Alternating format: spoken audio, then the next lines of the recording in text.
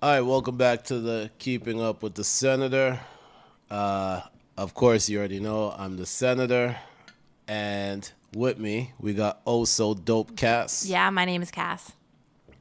So we took a little bit of a break. The reason why is because we wanted to come back with some special stuff. So this episode here, we actually recording in person. We're not doing this on Zoom. We're not doing this on Stream Element. We're not doing this anywhere else. We decided let's come back and record an episode in person so it's special for everybody. Yeah. And I think that it's going to be a good time. We got to catch up over this past weekend. Yeah, we've been binge watching reality shows on the couch. And after this, we're about to tune into Real Housewives of Atlanta. The latest episode. Because, that's our treat for. And we're going to have cheesecake. Can we have cheesecake? Oh, yeah, cheesecake. Yeah.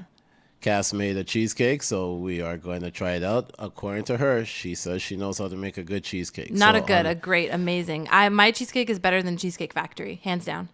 So on the next episode, we're going to do a review of the cheesecake. Okay, just sounds so good. that everyone knows. Sounds good. All right. So we decided that we wanted to get into the show, The Ultimatum. Yeah. For those that don't know what The Ultimatum is, will we even call this a spinoff? No, it's the second season. I meant like the actual show. Like when it got created, it was created after Love is Blind. It was hosted by Nick and Vanessa. And pretty much what The Ultimatum is, it's 5 couples. They go on the show. One person issued the ultimatum to their partner. Then they get to date around. They get to live with somebody else. They get to see if they want to stay with the person that they came in with, maybe be interested in the person that they got to live with, or leave solo, leave single. And this is the second season. And for this season here, they called it The Ultimatum Queer Love. And it's all lesbian couples that are on there. What were your first thoughts when you seen the promo for Queer Love? I was a little concerned, not because of the fact that it's lesbian couples, all that stuff. I just didn't want it to be more of an exploitation of the community more than anything else. Yeah. So going in there, I was hoping that it was done tastefully. That's probably the biggest thing about it. And after watching the first 4 episodes, they made it as messy as the original Ultimatum. Yeah. So it's I have no complaints about this season so far. I have complaints about some of the people on the season, but so far the season. Right. Okay. So I was worried for the same reasons that you were. I was like, what's it going to look like? What's it going to be like? Are they just going to like super gayify this thing and make it like more of a show and a song and a dance? You know, when people walk into those rooms and they're like, okay, well, let me just check off all these diversity boxes. I was concerned that it was going to be something like that. But I feel like they did do it well. I love this season. I do love this season. I didn't know if I would. And I think that was because I was skeptical before. But I do love it. I think the conversations that they're having, maybe because it's women, are just like they're more in depth. They cover more grounds. They're a little bit more emotional, but not in a bad way. I think the conversations they're having are really important. And I think that there's so many topics that we can piggyback off of. Literally every episode, there's conversations that you're like, that could be a pod episode. That could be a pod episode just on its own. Yeah, I think the conversations are a lot better than the first season. For sure. At this point right now. As far as... Oh, I was going to say, I like, too, that they made the cast older. In the first season of Ultimatum, it's like a bunch of 23, 24-year-olds. Yeah. And I think on this season, there's only one couple that's pretty young, like in their mid-20s. Everyone else is like late 20s, early to mid 30s, even up to early 40s. And I feel like that's the age at which an ultimatum is actually happening. When you're 24, like, what do you know? Like, you want to get married? I don't know. So I bought into this season a lot more. I think Netflix is taking the feedback and they're doing a good job with it. I think that they're doing what they're supposed to do, right? Which is try to figure out how to make things still messy, but still relatable. I think obviously they didn't hear the reactions from Love Is Blind when they shot this one because it was around the same time. But I think that they know that they have to have shows that matches the younger 20s, shows that matches the mid to late 20s, mid to late 20s, early 30s, and then ones that have to match all the entire thing. So I look at Too Hot to Handle more for like early 20s. Yes. Love Is Blind was supposed to be more for like the mid 20s and up. And then Ultimatum was supposed to be one that's supposed to just be for all. I don't think Ultimatum should be for all. Like, you can't. I think originally that's what they were. Originally, okay. Yeah, because then when you looked at the young, like you said, the younger ones that were there last season, and you're kind of like, I don't really believe this. Like, yeah, whatever. I think now they realize that maybe they should shift to Love Is Blind being that one for everybody. Yes. And the Ultimatum being more for the mid 20s and up. Right. Right. So I think they decided that they needed to do a shift. And I think they did the shift great, except for Love Is Blind. They tried to make it too messy. Like, it's this past season of Love Is Blind. Yeah. Yeah. I think a lot of the older people that you watched Love Is Blind for what they expected Love Is Blind is not what they got this season. No. So you can see that they're making an effort to make the changes and everything like that. Let's see where it continues to go. But let's get into some of the stuff with the first 4 episodes of. And also, everyone, we have a couple shows that we will quickly touch on too. For example, Selling Sunset. We have to discuss that season 2, but we're not going to go like in depth as we will with like the Ultimatum. But there's a few shows that we have to like.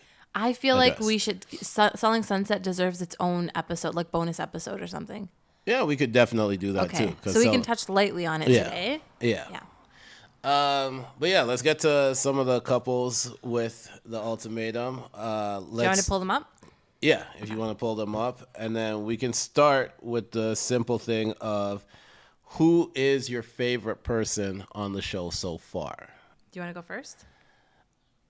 Yeah, I'll go first. I think my favorite person on the show so far might be, I think I said to you it was, her name starts with an M. Mildred. Mildred. I thought so until the ending of the 4th episode. It may have to be Volley. Volley?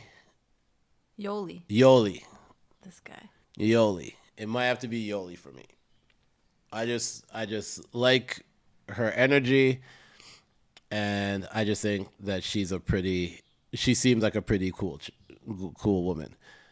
My least favorite, I think we both can agree who the least favorite is on this one here.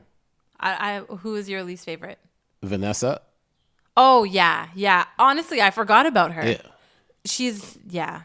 Vanessa has to be my least favorite, not because she's on there trying to play games. I think she literally had the whole idea of the show. She doesn't match any of it. Right. So it's kind of pointless. Right. Absolutely.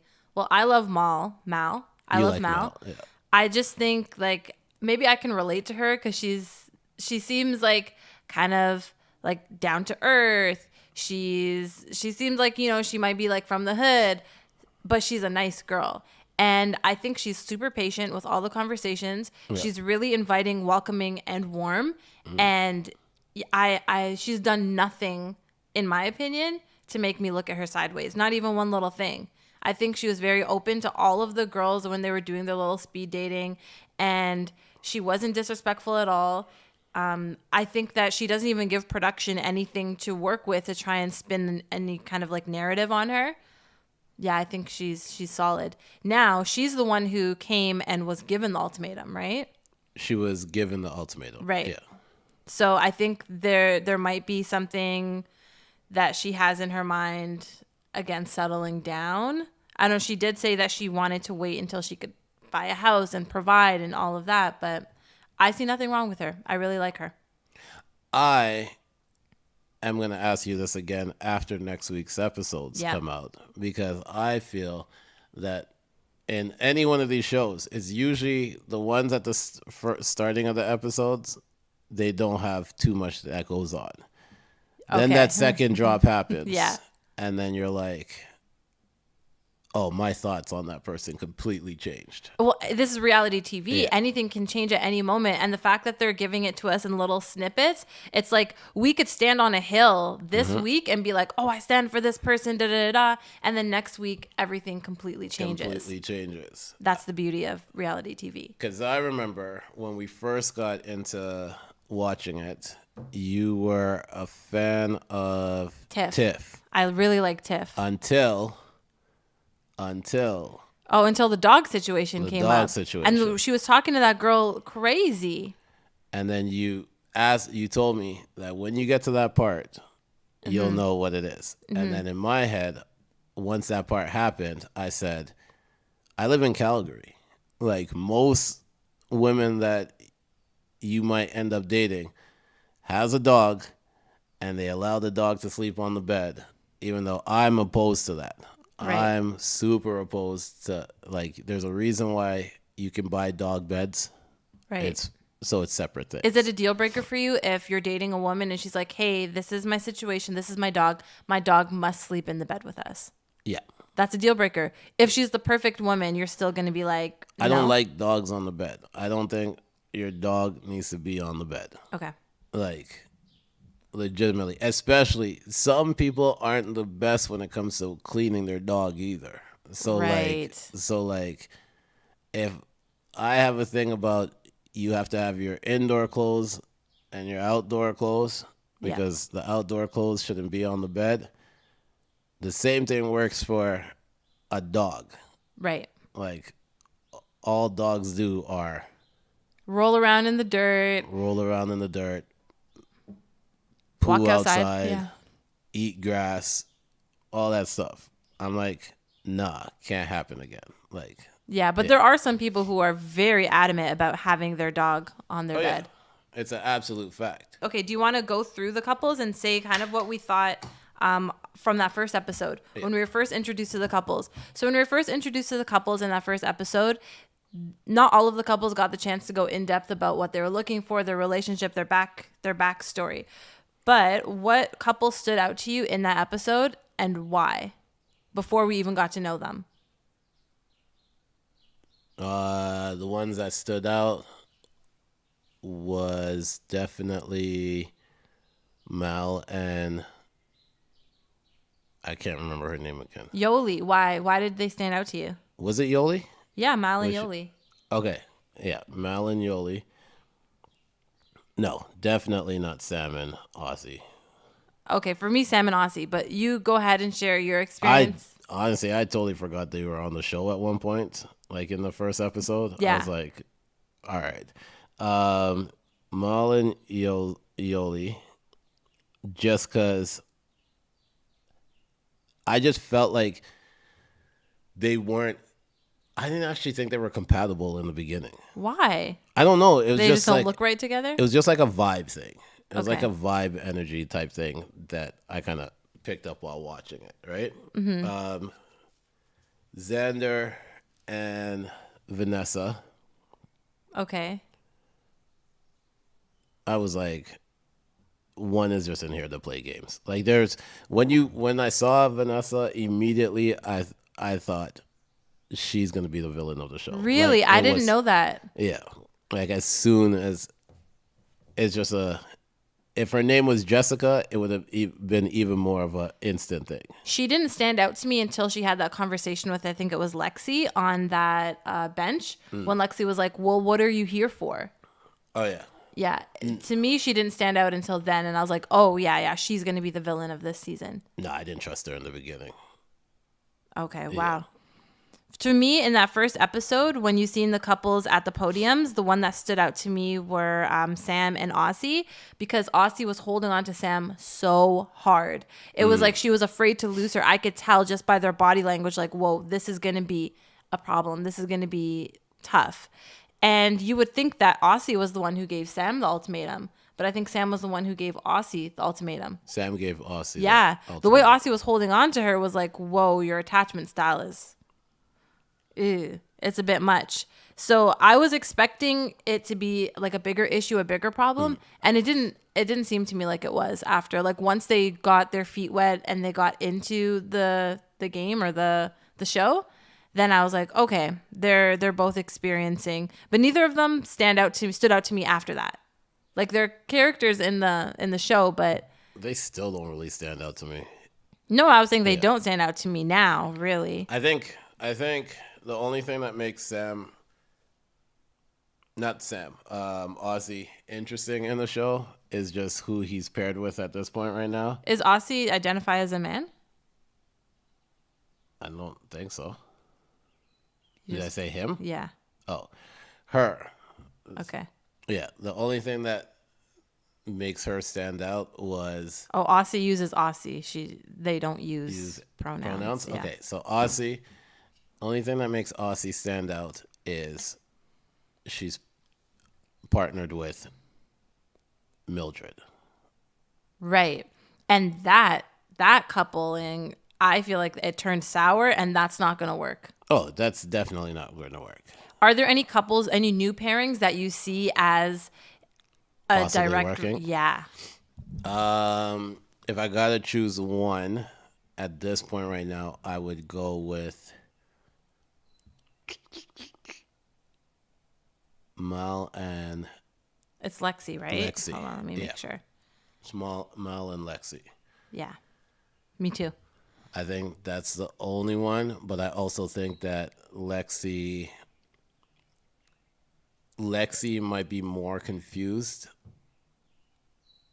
than most of the people on the show. You think she's confused? I think she's very certain with what she wants. What makes you think she's confused? Because yes, you want to be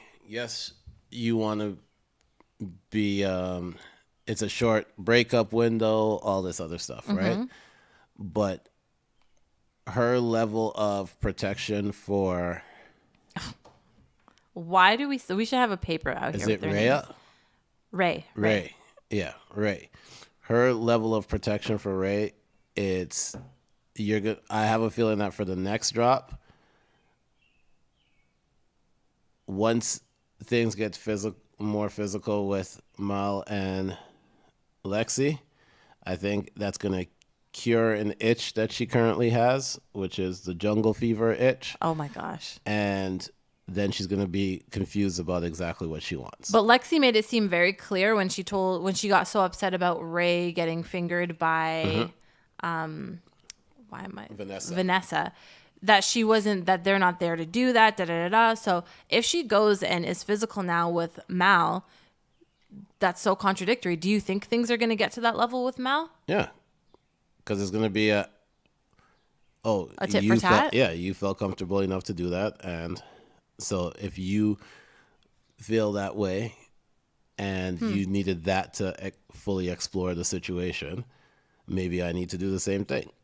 What's the next step now? Do they still stay in the pods? Because we have to remember that these couples living together now, these new couples, are in La La Land. They're in honeymoon stages. And some of them still aren't even able to make it work, which to me says, okay, this definitely isn't a right match for you.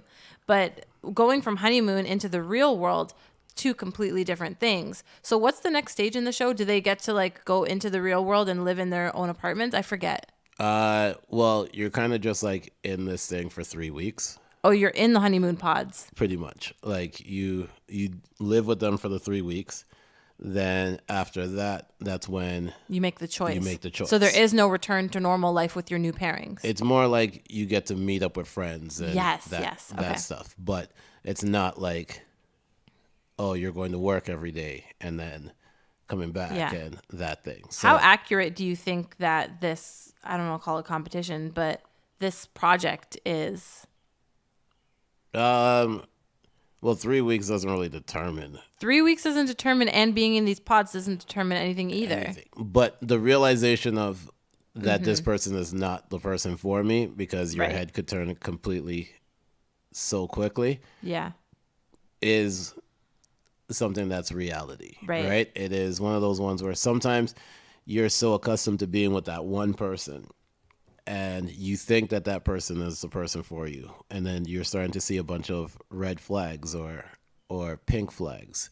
I was told there's many different color flags, so red and pink flags, and you ignore them because your love for that person is so high. But if somebody can get you to change their mindset so quickly, maybe it's airing out the stuff that you should have actually been taking in, and what stuff you actually want to consider when you're in a relationship.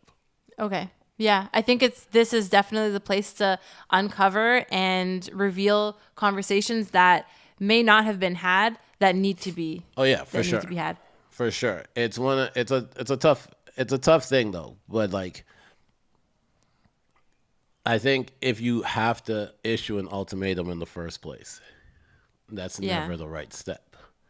So that's the fun thing about watching the show, because ultimatums can also lead to resentment. So it all depends on what thing, how you're navigate after you go through these situations, you know? I think one of the topics that they brought up was the concept of having marriage with someone or having marriage with someone special.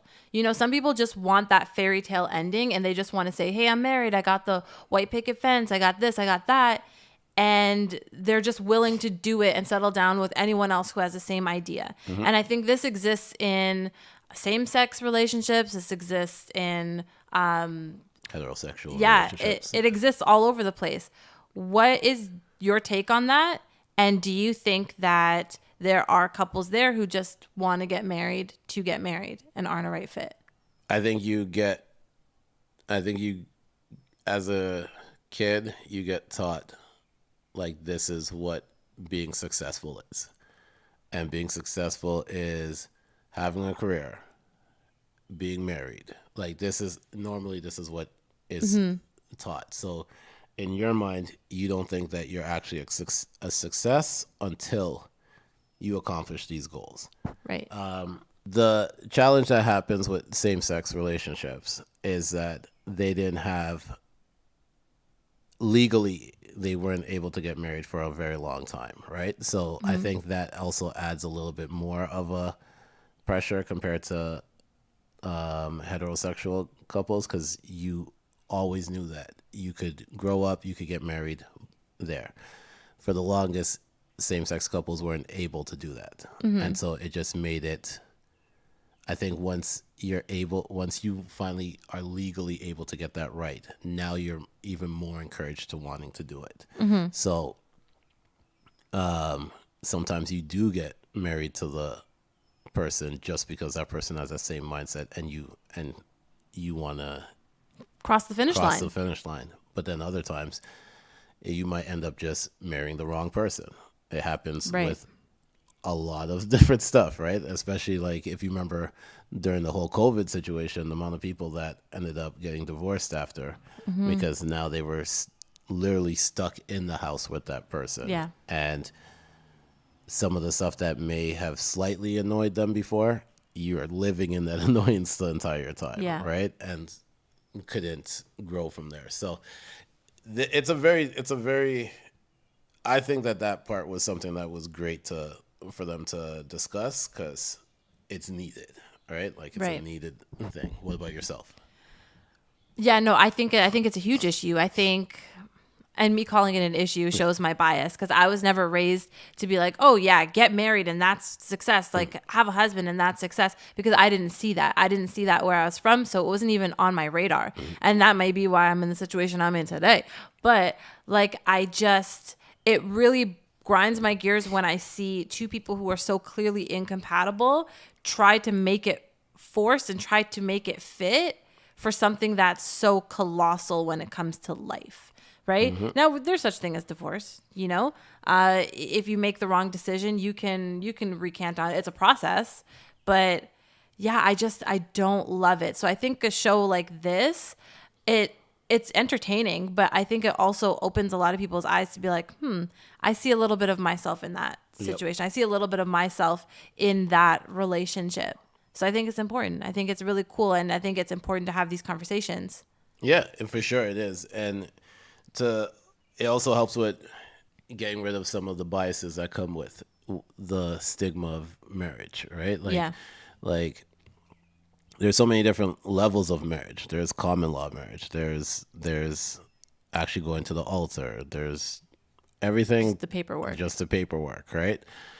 Or some people just feel like they would never actually do the ceremony. Sometimes the ceremony is just considered crossing that line. But is it really worth doing it with the wrong person? Yes. Right? Okay. So what are your predictions for the next set of episodes?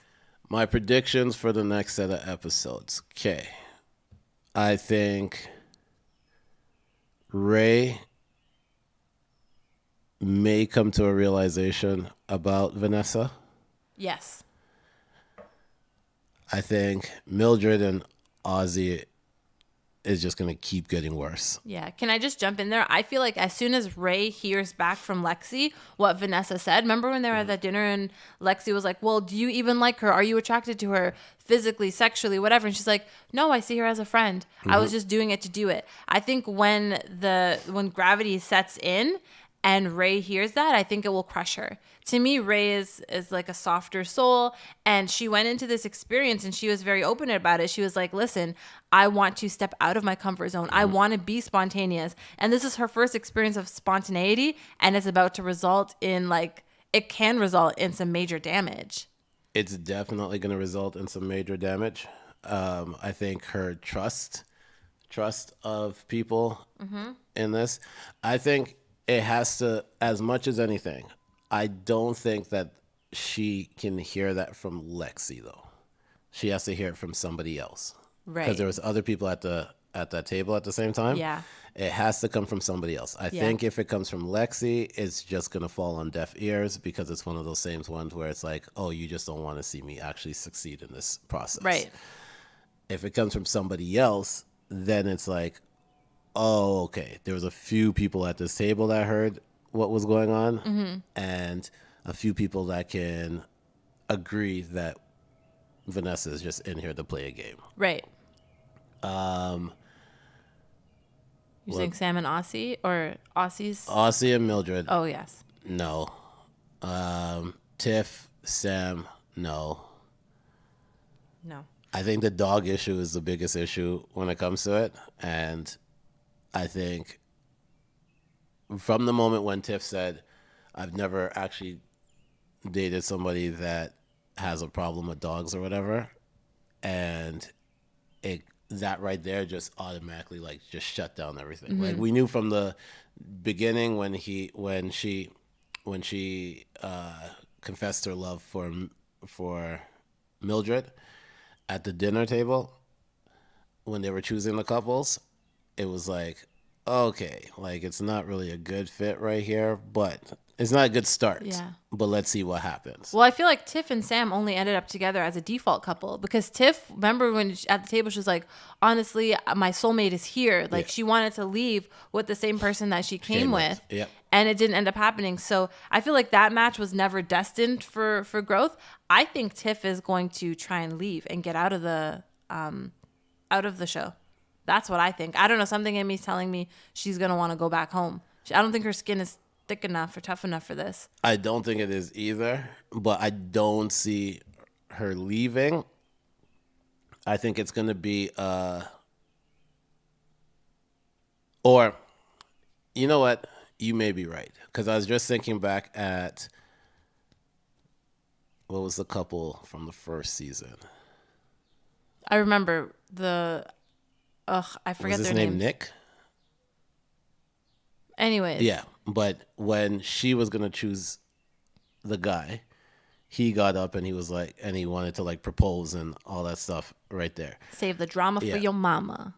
So I could see Tiff trying to leave if Mildred is she's with Mildred, right? Oh, in real life, yeah. Yeah. And I think with Mildred having these issues with Ozzy, there's a good chance they both leave together. Yeah. Because and then that would leave Sam and Ozzy, and I don't think Sam would take back Ozzy. Why? I think, especially.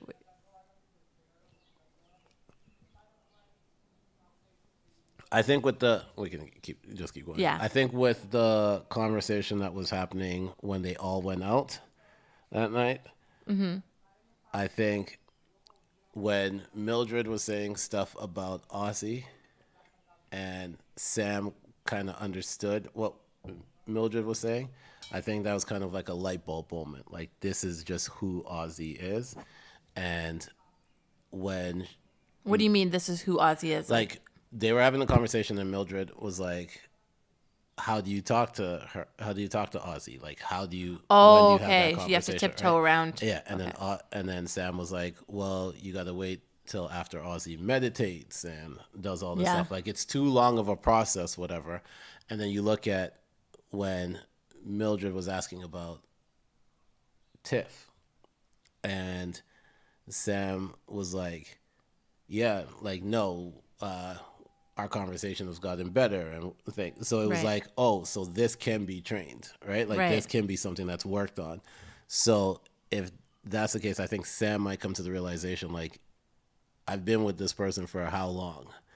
And I have to keep tiptoeing around and might not even be able to bring up issues that I do have. Right. Is this worth me actually staying in? So I can see Sam and Ozzy not staying together.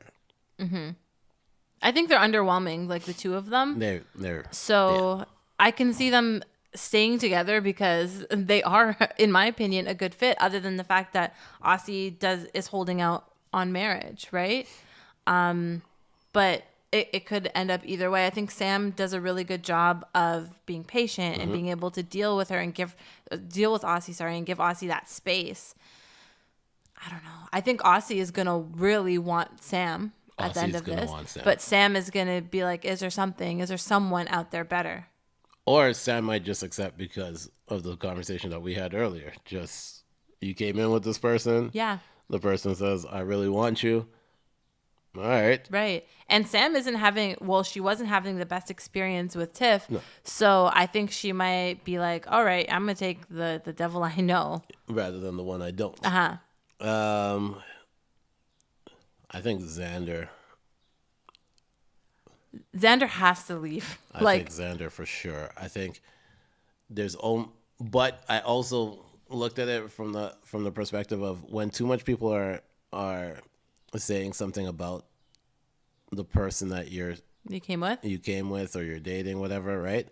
Sometimes your defense mechanism is to protect that person, which we're seeing with Xander a lot, and that could push Xander to go more into it. To double down. So, do I want Xander out of that situation? Heck yes. Yes, absolutely. Heck yes. Do I think for sure Xander will leave that situation? No. Xander's doing a great job, though. Like, they're a PR person, like going through and handling all of the complaints coming. She's, in my opinion, she's doing a great job in responding and saying, hey, this is not what I came here to talk about, where she's not siding with anyone in particular. She's not putting her neck on the line, but it's very clear that she's not about to slander Vanessa.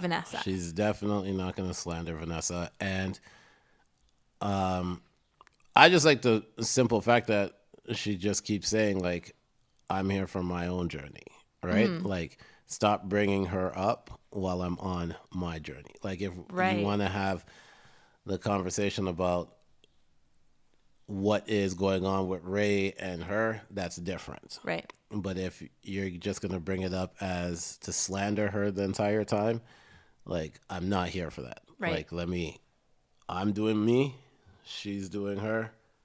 At some point, will have to make that decision. So I'm looking forward to the ending of this season. I think there's so much twists and turns that can still happen within these next, I'm gonna guess they're gonna do 7 more episodes probably. They'll probably match Love is Blind. Okay. Yeah. Because I think they're only they're still in week 1 of living together with these 4 episode drops. Yeah. And then you're gonna have to do the 2 weeks of living together, plus the 3 weeks in the aftermath, and then the aftermath, and then the reunion. Yeah. So, and kudos to the host. I do like the host. The host, she's not too into the mix. Yes. She's there, but not really there. She kind of allows them to kind of do everything without always having to chip in, and knows when to shut stuff down when it's going on too long. I prefer this host way better than Nick and Vanessa. So, and we should probably say her name instead of just saying the host. Joanna Swisher. There we go. Joanna Garcia Swisher. There we go. Yeah. So shout out to her. Now my question to you, Cass. What's the question? With all this being done with this show, right? Like them doing the queer love version of it, does that take away from when they renew Perfect Match? Because if you think of Perfect Match had people from the Ultimatum, people from Love is Blind, from Too Hot to Handle, and they had from The Mole, right? Are they gonna shift it where it's kind of like MTV's X on the Beach, where there are same-sex people on there,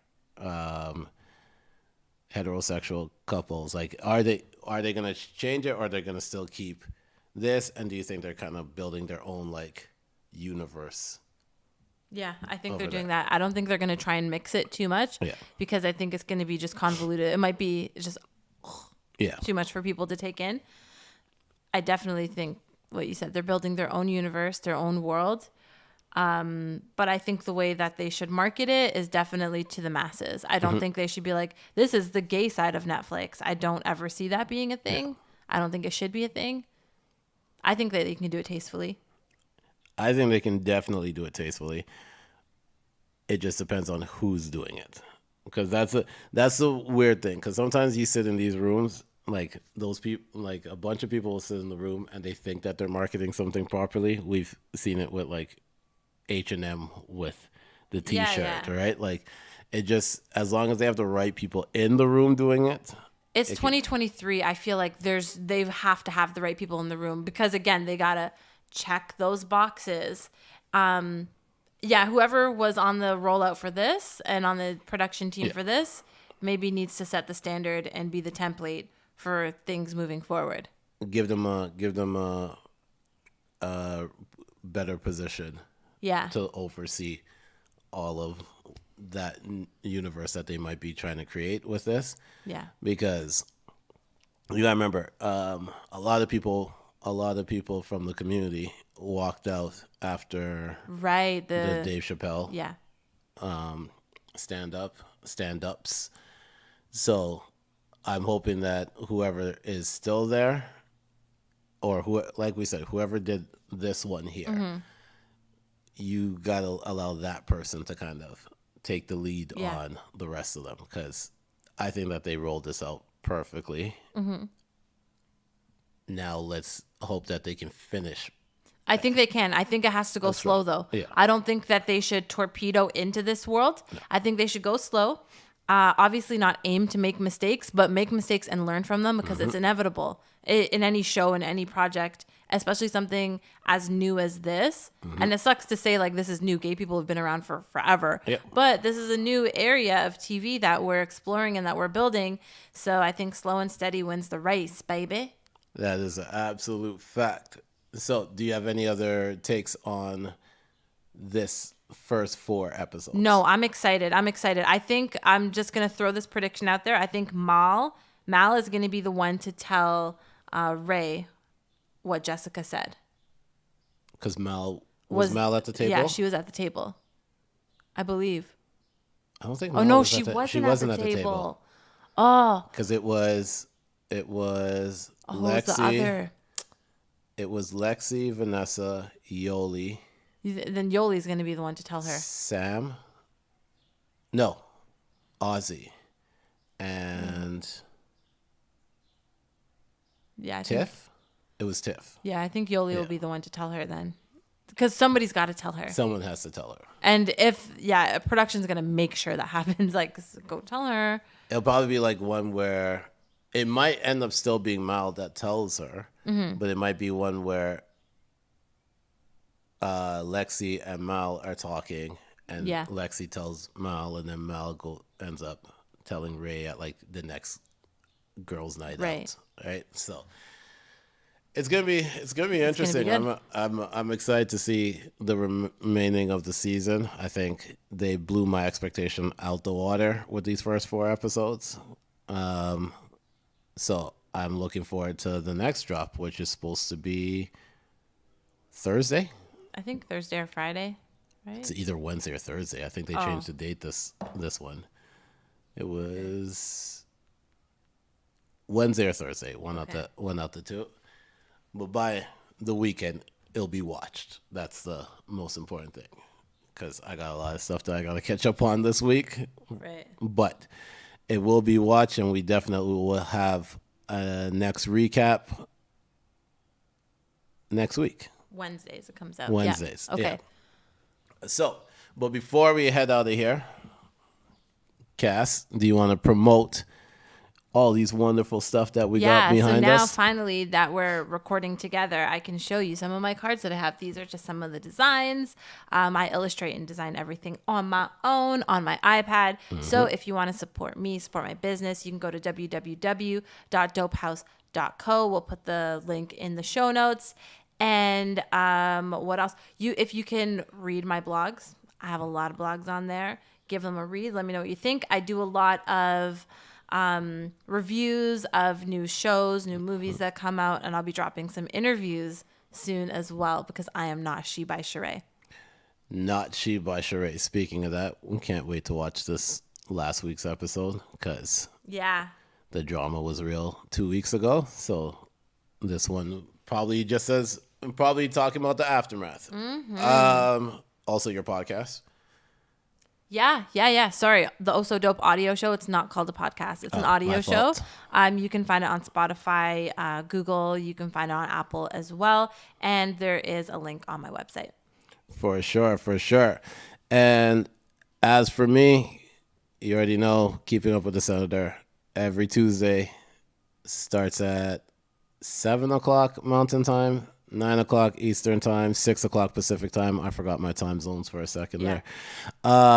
Every Tuesday, live on Twitch and YouTube. Also, shout out to the Not So Soft podcast. Shout out Kino. Shout out Nino. That comes out every Monday. This week we didn't record because I was out. I wasn't able to do it. But next week we are back with episode 201. Whoa. Also, the 7K Pick podcast, the ISO podcast, your wrestling podcast. Shout out to the Fresh Take Network on that one. Shout out Mindfully Created for making my bracelet and my chain. Make sure to go support there. And I think that's everything. That's everything, dude. Let's watch Real Housewives. Let's watch Real Housewives. So make sure to like, rate, subscribe, and share to our TikTok channel at Keeping Up with the Senator. The audio version of this will be out on the Chat Room podcast feed. So make sure to go like and rate that, subscribe, drop a note, all that good stuff. And we will see you back here next week. Yeah. Okay. Goodbye.